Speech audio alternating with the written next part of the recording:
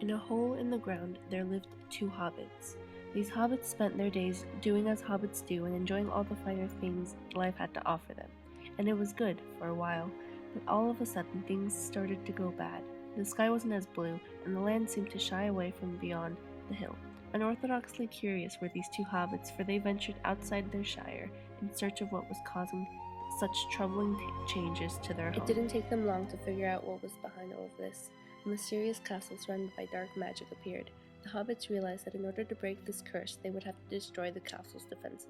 The two went back to their hobbit hole to think of a way to take down the castle and decided to use projectile motion.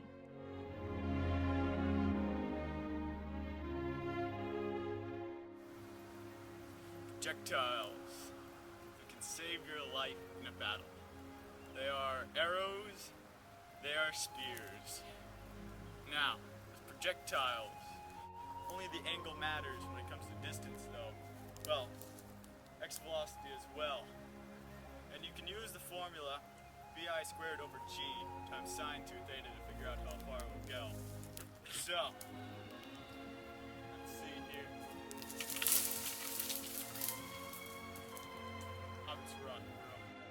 And so the two decided to build a catapult that would shoot a rock to hit the castle, that was situated 30 meters away, and whose walls were 15 meters high. At 45 degrees, would be launching the projectile at 22 meters per second. When dealing with the projectile motion problem, it is always important to keep what's happening in the y separate from that of the x.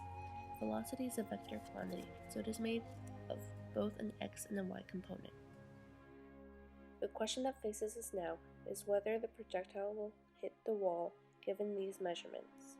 We begin by looking for the time it takes the projectile to reach 30 meters.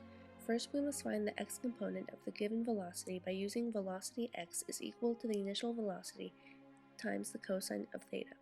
This will give us 15.6 meters per second once all of the variables have been substituted in. Since the only acceleration that occurs in many of these projectile motion problems is gravity, and gravity is in the y direction, we will deal with that later. For now, however, we find the time by using the standard v equals d over t to see that it takes 1.92 seconds for the rock to reach 30 meters. The initial velocity of the rock is still 22 meters per second, and the time we found last section will come into play again. Also, the acceleration for objects in freefall is 9.8 meters per second on Earth. Similar to the beginning of last section, we will start by finding the y component of the velocity. Coincidentally, it turns out to be the same value, but the key difference lies within the use of sine instead of cosine.